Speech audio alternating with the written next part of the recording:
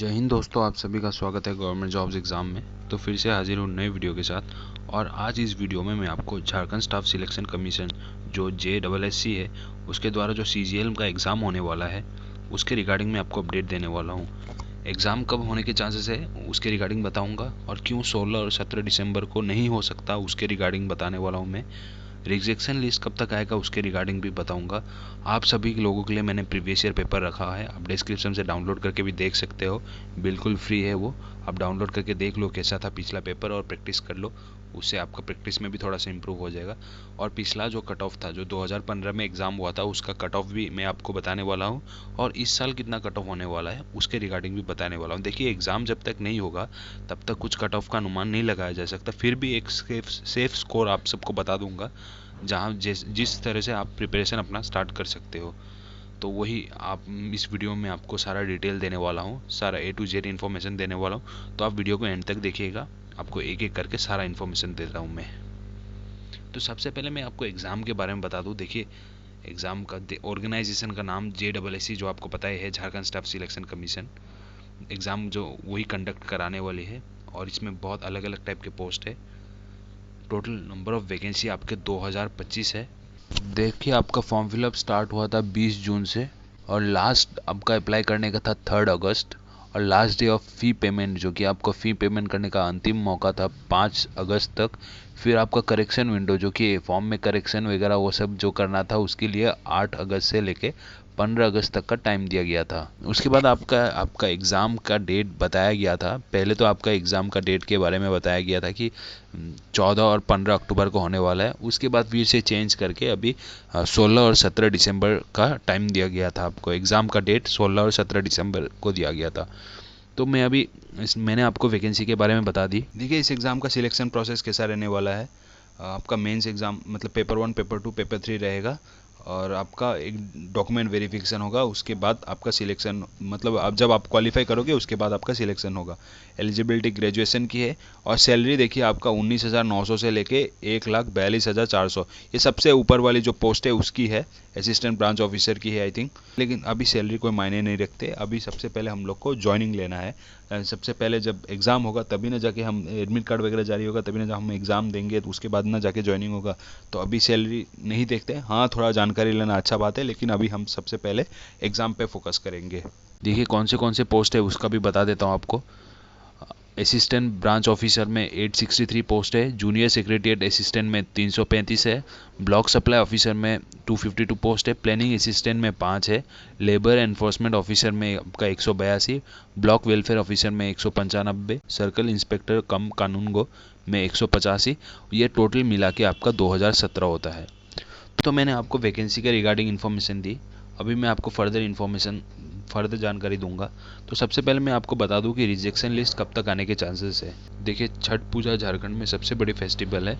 तो अभी छठ पूजा ख़त्म हो गया, तो अभी ये अनुमान लगाया जा सकता है कि एक हफ्ते के अंदर आपको रिजेक्शन लिस्ट देखने को मिलेगी। उसके बाद एटलीस्ट आपका 1 से 1.5 महीना लगता है आपका एडमिट कार्ड जारी होने में, एडमिट कार्ड बनने में टाइम लगता है। ये तो मैंने आपको बताई रिजेक्शन लिस्ट के बारे में। अभी मैं आपको ये बताने वाला हूँ कि क्यों 16 और 17 दिसंबर को एग्ज़ाम नहीं होने के चांसेस है। उसके रिगार्डिंग मैं आपको अपडेट दूंगा। नहीं होने का मतलब ये नहीं कि एग्ज़ाम बहुत डिले होगा। एग्ज़ाम को थोड़ा डिले किया जाएगा, थोड़ा, मान लीजिए 1 हफ्ता 2 हफ्ता जितना डिले किया जाएगा। मैं प्रूफ के साथ बताने वाला हूँ आपको एक एक करके। तो अब देखिए, मैं फैक्टर्स बताने वाला हूँ जिससे ये दिखता है कि 16 और 17 दिसंबर को एग्ज़ाम नहीं होने के चांसेस है। तो सबसे पहला फैक्टर तो देखिए, जो ये नोटिस है आप देख सकते हो। इस नोटिस में लिखा गया है कि क्योंकि SC ST से हटा के कुछ कैंडिडेट्स को जनरल और EWS में किया गया है, तो वो चीज़ के रिगार्डिंग ये नोटिस जारी की गई है 17 नवंबर को। आप देख सकते हो, जिनका भी SC ST किया गया था या फिर बाकी पिछड़ा वर्ग जो था, उसमें जिन लोगों ने भी फॉर्म फिलअप किया उनको हटा के EWS और OBC, EWS और आपका जनरल किया गया है। तो इसका उन्होंने एक नोटिस भेजा है, और फ़ी पेमेंट करने का लास्ट डेट दिया गया है आपको। फ़ी पेमेंट करने का लास्ट डेट है 24 नवंबर। ये 17 नवंबर को ये नोटिस आया था और 24 नवंबर तक का टाइम दिया है। पहला फैक्टर ये हो गया कि 24 नवंबर तक ऑलरेडी डिलेड है, क्योंकि इधर फॉर्म फिलअप इधर दोबारा से फ़ी पेमेंट करने का टाइम दिया गया है। तो हम एक फैक्टर ये हो गया 24 नवंबर तक का ये नोटिस हम लोग को बता रहा है। और दूसरा फैक्टर हुआ रिजेक्शन लिस्ट का। देखिए, रिजेक्शन लिस्ट अभी तक नहीं आया है। तो अभी रिजेक्शन लिस्ट के बारे में मैंने थोड़ा देर पहले आपको बताया, तो रिजेक्शन लिस्ट अभी तक नहीं आया। तो रिजेक्शन लिस्ट जब आएगा, रिजेक्शन लिस्ट आना बड़ा बात नहीं है, रिजेक्शन लिस्ट आ जाएगा, कुछ दिन में आ जाएगा, रिजेक्शन लिस्ट जल्दी आ जाएगा। लेकिन उसके बाद रिजेक्शन लिस्ट आने के बाद आपका एडमिट कार्ड जारी होने में एटलीस्ट 1 से 1.5 महीना लगता है। तो एक और फैक्टर हो गया जिससे डिले हो रहा है। आपका एक डेढ़ महीना लगेगा, तो इसमें भी डिले होगा। रिजेक्शन लिस्ट के बाद कितने कैंडिडेट्स बचे हैं, उनका एडमिट कार्ड वगैरह जारी किया जाएगा, वो सब। रिजेक्शन एडमिट कार्ड तो पहले ही जारी नहीं किया जाएगा रिजेक्शन लिस्ट से पहले, तो रिजेक्शन लिस्ट उन लोग को निकालना पड़ेगा। रिजेक्शन लिस्ट के 1.5 महीना बाद ही आपका एडमिट कार्ड आएगा। तो ये हुआ सेकंड फैक्टर जिससे मतलब जिससे आपका एग्ज़ाम को डिले करने का चांसेस दिखते हैं।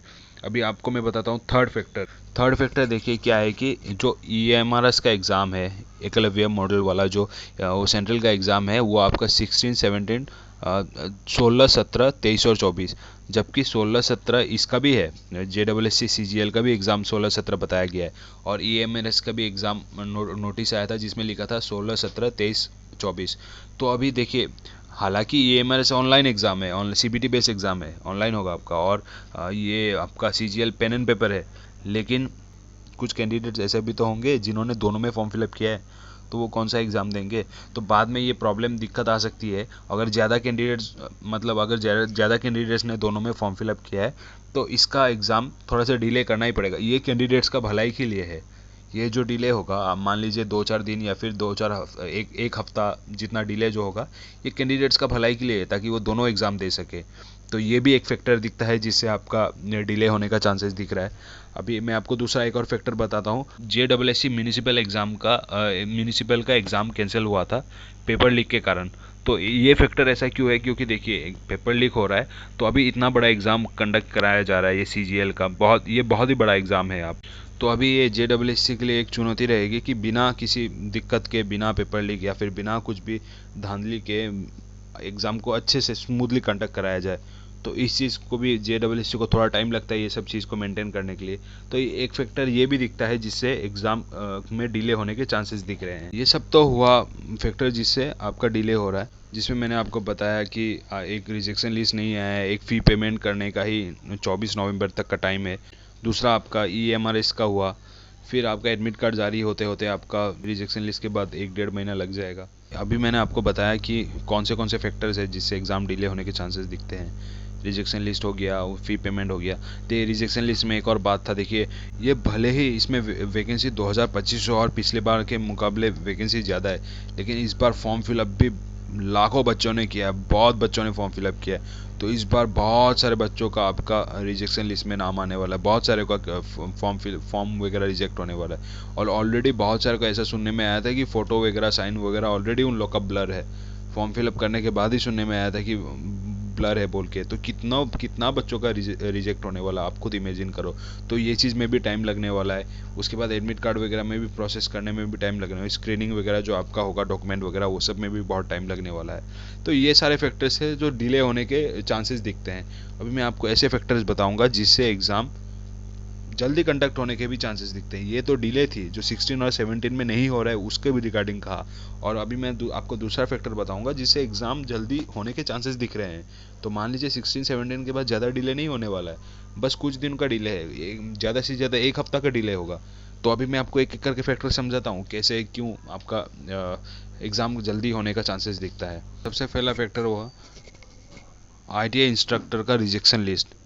देखिए ITI इंस्ट्रक्टर का रिजेक्शन लिस्ट जारी हो चुका है, और ये ऑलरेडी बताया गया है कि आपका एग्ज़ाम 28 और 29 नवंबर को होने वाला है, जो कि CBT बेस्ड एग्ज़ाम होगा। तो इससे भी ये फैक्टर दिखता है कि एग्ज़ाम जल्दी जल्दी कंडक्ट कराया जा रहा है। रिजेक्शन लिस्ट आ गया, अभी इसके बाद तो आपका CGL का ही टाइम पारी है। और अभी आपको मैं सेकंड फैक्टर बताता हूँ जिससे एग्ज़ाम जल्दी होने के चांसेस दिखते हैं। वो है कि सारे स्कूल की बुकिंग हो गई है, कि जहाँ पे एग्ज़ाम कंडक्ट कराया जाएगा वहाँ पे सारे स्कूल की बुकिंग हो चुकी है, सेंटर के सारे लिस्ट आ चुके हैं। ये थी आपकी सेकंड फैक्टर जिससे एग्ज़ाम जल्दी होने के चांसेस दिखते हैं। अभी मैं आपको एक और फैक्टर बताने वाला हूँ जिससे दिखते हैं कि एग्ज़ाम जल्दी होने के चांसेस है। देखिए, JSS के द्वारा एक इम्पॉर्टेंट नोटिस निकाली गई है सारे कैंडिडेट्स लोगों के लिए। इसमें क्या लिखा है कि कुछ ऐसे लोग होते हैं जो कैंडिडेट से एडमिट कार्ड मांग लेते हैं, एडमिट कार्ड और पैसा वगैरह मांग के, आपका डॉक्यूमेंट भी, कुछ इंपॉर्टेंट डॉक्यूमेंट भी मांग के आपको फंसा देते हैं। मतलब आपको एक प्रॉब्लम में, दुविधा में डाल देते हैं, एक बहुत बड़ी दुविधा में आपको डाल देते हैं जो आप कुछ भी नहीं कर सकोगे, क्योंकि आपका डॉक्यूमेंट वगैरह भी उन लोग के पास रहता है, आपका एडमिट कार्ड भी ले जाते हैं। और इस चीज़ से, ये सब चीज़ से बचने के लिए JSS ने एक नोटिस जारी किया था, जो कि मैंने आपको पिछला वीडियो, जो कि आपका JSS का PGT का, उसमें उसके टाइम भी मैंने आपको कहा था, समझाया था ये चीज़।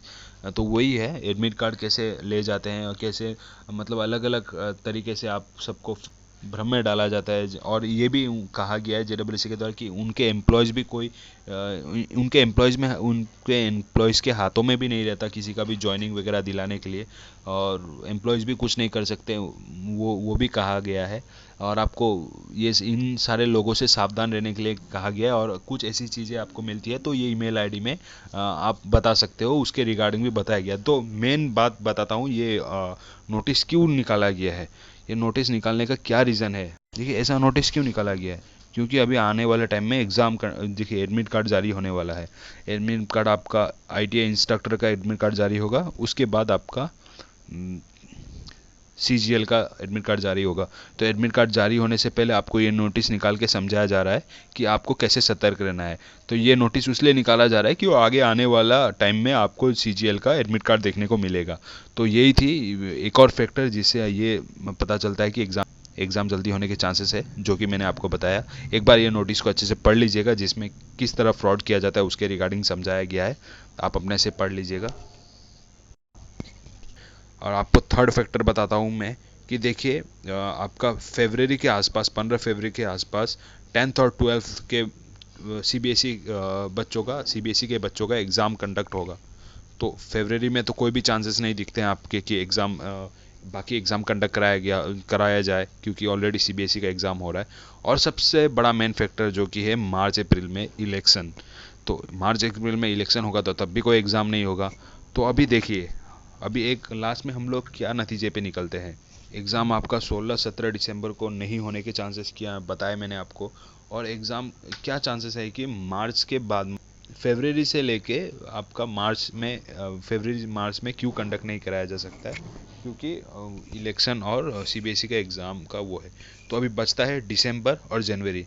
तो दिसंबर जनवरी में आपका जैसे भी एग्ज़ाम कंडक्ट कराना है, दिसंबर 17-18 आपका 16-17 में ना हो, दिसंबर 17 और 18 में ना हो, तो फिर भी आपका एक हफ़्ता ज़्यादा डिले नहीं कराया जा सकता, एक हफ़्ता या फिर 2 हफ़्ता, क्योंकि जनवरी से पहले एग्ज़ाम कंडक्ट करा ही लेना होगा। नहीं तो आपका क्या होगा, उधर इलेक्शन है और CBSE के कैंडिडेट्स का एग्ज़ाम, CBSE के बच्चों का एग्ज़ाम है, और ऑलरेडी आपका स्कूल वगैरह का बुकिंग हो चुका है जहाँ पे एग्ज़ाम कंडक्ट कराया जाएगा।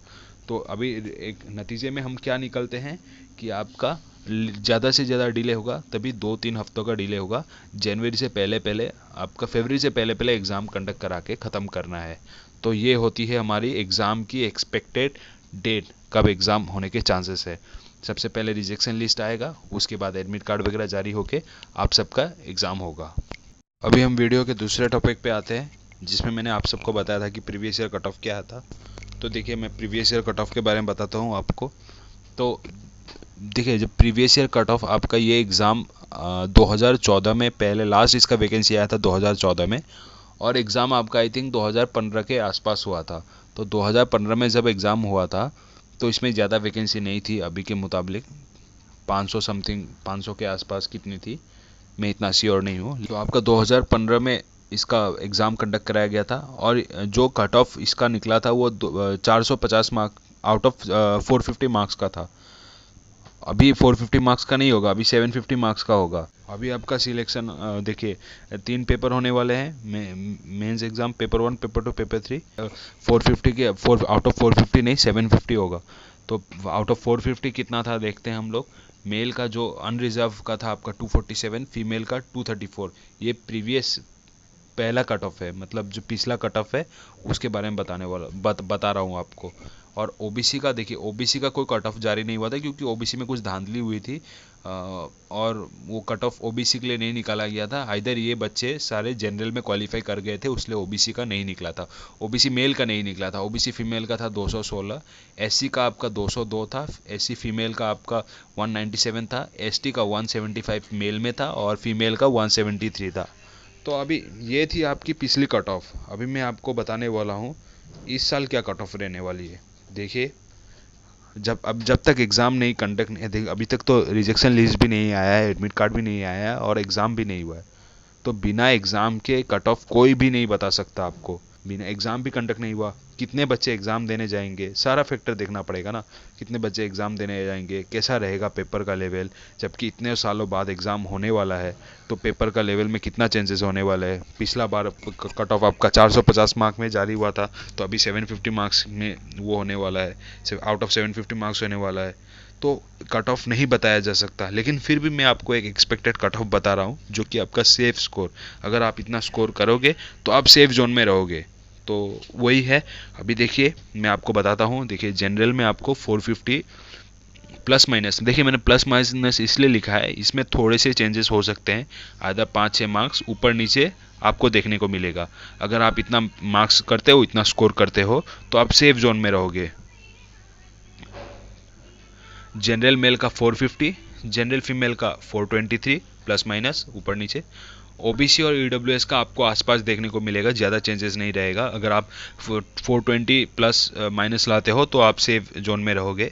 फीमेल के लिए 400 प्लस माइनस, एससी के लिए 395 प्लस माइनस, एसटी के लिए 380 प्लस माइनस, एसटी के लिए 360 प्लस माइनस और एसटी फीमेल के लिए 348 प्लस माइनस, जो कि आप स्क्रीन में देख सकते हो।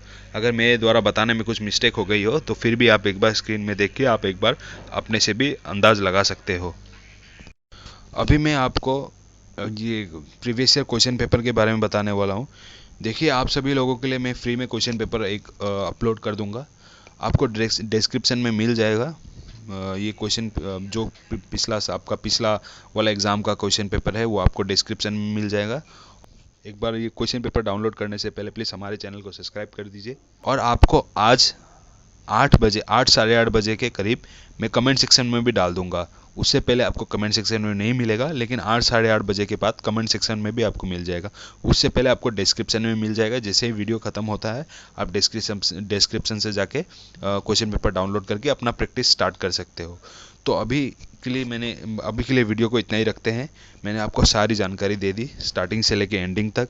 क्यों एग्ज़ाम 16-17 का नहीं होने के चांसेस है उसके रिगार्डिंग बताया, और क्यों एग्ज़ाम जल्दी होने के चांसेस है उसके रिगार्डिंग भी बताया।